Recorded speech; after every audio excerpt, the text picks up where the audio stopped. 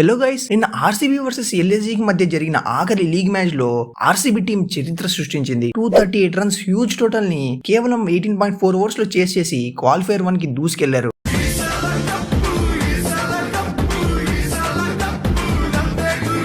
Mainly the man Jitesh Sharma, what a hitting, clean striking. కేవలం 33 balls లోనే 85 runs చేసి ఓడిపోతుంది అనుకున్న మ్యాచ్ ని మళ్ళీ ఆర్సీబీ వైపు లాక్కొచ్చాడు. సో ముందుగా ఈ మ్యాచ్ కి రజత్ పటిదార్ కంప్లీట్ గా ఫిట్ గా లేడు. సో లాస్ట్ మ్యాచ్ లోనే జితేష్ శర్మని స్టాండ్ ఇన్ కెప్టెన్ గా వ్యవహరించాడు. టాస్ గెలిచి ఫీల్డింగ్ ఎంచుకున్న ఆర్సీబీకి ఏది కలిసి రాలేదు. థర్డ్ ఓవర్ లో ఎల్ఎస్జీకి మార్క్రమ్ ప్లేస్ లో వచ్చిన బ్రిడ్జ్ కి వికెట్ పడినా కానీ రన్ రేట్ ఎక్కడ స్లో కాలేదు. దీనికి కారణం రిషబ్ పంత్. వచ్చినప్పటి నుంచి కొడుతూనే ఉన్నాడు. రాత్రి అనంగా మొదలు పెట్టాడు సార్, తెల్లవారిన దాకా ఒకటే మ్యూజిక్.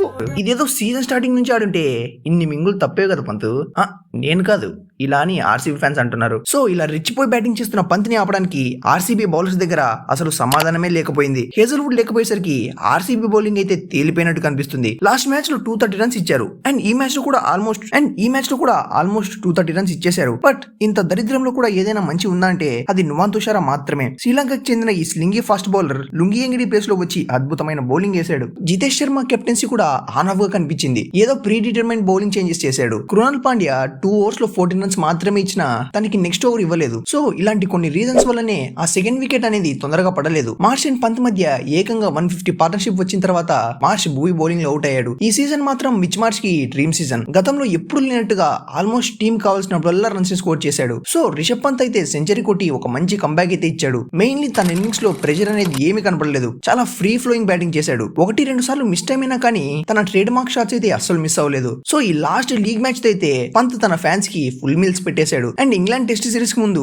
ఈ నాక్ అనేది తన కాన్ఫిడెన్స్ ని ఖచ్చితంగా బూస్ట్ చేస్తుంది. సెంచరీ తర్వాత చూసాం, తల మీద ఉన్న భారం అంతా తొలగిపోయినట్టు సెలబ్రేట్ చేశాడు. సో లాస్ట్ లో పూరన్ మంచి ఫినిష్ అనేది అందించలేకపోయినా కానీ పంత్ ఆడిన ఈ నాక్ వల్ల స్కోర్ 227 వచ్చింది. అండ్ ఆర్సీబీ బౌలర్స్ కూడా డెత్ ఓవర్స్ లో బాగానే పుల్ బ్యాక్ చేశారు. దయాల్ వేసిన 19వ ఓవర్ ని మినహాయిస్తే మిగతా 3 ఓవర్స్ లో కూడా పెద్దగా రన్స్ పోలేదు. అందుకే 240 250 వస్తుంది అనుకున్న స్కోర్ ని 228 కట్టడి చేయగలిగారు. అండ్ ఒక ఇంట్రెస్టింగ్ స్టాట్ ఏంటంటే రిషబ్ పంత్ ఆర్సీబీకి అగెనిస్ట్ గా 50+ రన్స్ కొట్టినప్పుడు ఎప్పుడు కూడా తన టీం గెలవలేదంట. హిహి. అండ్ ఇంత పెద్ద టోటల్ ని చేసి చేస్తున్నప్పుడు ఆర్సీబీకి అయితే ఒక మంచి స్టార్ట్ అనేది రావాలి. అండ్ అనుకున్నట్టుగానే ఆ స్టార్ట్ అయితే వచ్చేసింది. Both Phil Salt and Virat Kohli ఇద్దరు కూడా ఫస్ట్ నుంచి అటాక్ చేశారు. బోత్ ఎండ్స్ నుంచి కూడా ఆల్మోస్ట్ 200 స్ట్రైక్ రేట్ తో రన్స్ రావడంతో మ్యాచ్ ఆర్సీబీ వైపే ఉంది. బట్ ఎల్ఎస్జీ బౌలర్స్ ఎప్పుడైతే పేస్ ఇవ్వకుండా కట్టర్స్ వేయడం స్టార్ట్ చేశారో అప్పటి నుంచి రన్ ఫ్లో ఆగిపోయింది. సో సాల్ట్ అయితే దీనివల్లే 6th ఓవర్ లో తన వికెట్ కోల్పోయాడు. బట్ సాల్ట్ వికెట్ పడిన తర్వాత రజత్ పటిదార్ తను ప్రమోట్ చేసుకుని నెంబర్ 3 లో బ్యాటింగ్ వచ్చాడు. అండ్ వచ్చి రాగానే మంచిగానే అటాక్ చేశాడు. బట్ తను కూడా ఎక్కువసేపు నిలవలేకపోయాడు. తను ప్లే ఆఫ్ లైనా ఒక మంచి కంబ్యాక్ ఇవ్వాలి, లేకపోతే టీం కి చాలా ఇబ్బంది. అండ్ పటిదార్ వికెట్ పడిన తర్వాత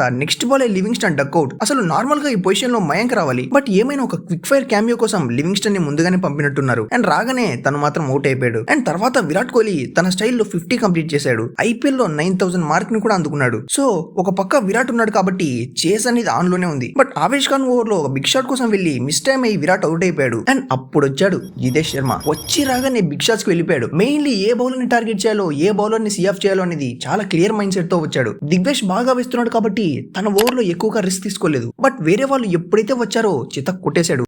What a vision. What a thought. ఒక పక్క మయాంక్ అగర్వాల్ బెటర్ స్ట్రైకర్ తో ఆడుతున్న anchor kind of innings Audi last వరకు ఉండి కొలాప్స్ కాకుండా చూశాడు. ఇలా మంచిగా ఆడుతూ దిగ్వేష్ వేసిన 17th ఓవర్ లో రివర్స్ స్వీప్ ఆడి ఫీల్డర్ చేతిలో క్యాచ్ ఇచ్చాడు. అండ్ దిగ్వేష్ రాది గురించి తెలిసిందేగా, సెలబ్రేషన్ బయటికి తీశాడు. తీరా చూస్తే ఏముంది, అది నో బాల్. బ్యాక్ ఫుట్ ని రివర్స్ క్రీస్ మీద ల్యాండ్ చేయడంతో దాన్ని ఎంపైర్ నో బాల్ గా ప్రకటించాడు. సో ఫ్రీ హిట్ పడింది. ఆ ఫ్రీ హిట్ బాల్ ని జితేష్ క్రౌడ్ లో కూడా పంపించేశాడు. మళ్ళీ అదే ఓవర్ లో మ్యాన్ కడింగ్, గీన్ కడింగ్ అని చాలా చేశాడు అనుకోండి. సో ఈ ఓవర్ తర్వాత మ్యాచ్ అనేది అయిపోయినట్టే. ఎందుకంటే ఎల్ఎస్జీతో కేవలం 5 మంది బౌలర్స్ మాత్రమే ఉన్నారు. సో సచ్చినట్టు వాళ్ళే బౌలింగ్ వేయాల్సి వచ్చింది. విలియం వరూర్ అండ్ షాబాజ్ అహ్మద్ ఆల్రెడీ వీళ్ళిద్దరు కూడా ఎక్స్పెన్సివ్ గానే ఉన్నారు. కానీ వీళ్ళు ఇంకా 2 ఓవర్స్ ఖచ్చితంగా వేసి తీరాల్సిందే. సో ఈ టైంలో రిషబ్ పంత్ కి వేరే దారి అయితే లేదు. నెక్స్ట్ ఓవర్ విలియం వేశాడు అండ్ అనుకున్నట్టుగానే తనని దారుణంగా కొట్టేశారు. ఈ మ్యాచ్ లో 2 వికెట్ తీసినప్పటికీ కూడా 4 ఓవర్స్ లో ఏకంగా 74 రన్లు ఇచ్చాడు. సో జితేష్ శర్మ అయితే కేవలం 33. అండ్ ఈ నాక్ వల్ల ఇంపాసిబుల్ చేసి అనుకునే ఈ టార్గెట్ 8 బాల్ మిగిలి ఉండగానే అయిపోయింది. ఫస్ట్ ఇన్నింగ్స్ చూసి జితేష్ శర్మ కెప్టెన్సీ బాలేదని చెప్పి ట్విట్టర్ లో గోల మొదలెట్టారు. మొదలెట్టేశారు. తను మాత్రం తన బ్యాటింగ్ తోనే వాళ్ళందరికీ సమాధానం చెప్పాడు. ఈ సంవత్సరం ఆర్సీబీ టీం మామూలుగా లేదు. ఎప్పట్లాగా ఒకరి మీదే డిపెండ్ అవ్వట్లేదు. ఒక్కో మ్యాచ్ కి ఒక్కో మ్యాచ్ విన్నర్ బయటికి వస్తున్నాడు. హేజల్వుడ్ అవ్వచ్చు, షెపర్డ్ అవ్వచ్చు, డేవిడ్ అవ్వచ్చు, కృణాల్ అవ్వచ్చు, ఇప్పుడు జితేష్ శర్మ. ఇలా ఒక్కో మ్యాచ్ కి ఒక్కో మ్యాచ్ విన్నర్ ని చూసాం. దీని కారణంగానే వీళ్ళు ఈ రోజు క్వాలిఫైర్ 1 కి వెళ్లారు. అండ్ ఆర్సీబీ ఫ్యాన్స్ కి ఇంకో గుడ్ న్యూస్ ఏంటంటే హేజల్వుడ్ అండ్ టీమ్ డేవిడ్ ఇద్దరు కూడా నెక్స్ట్ మ్యాచ్ కి వచ్చేస్తున్నారు.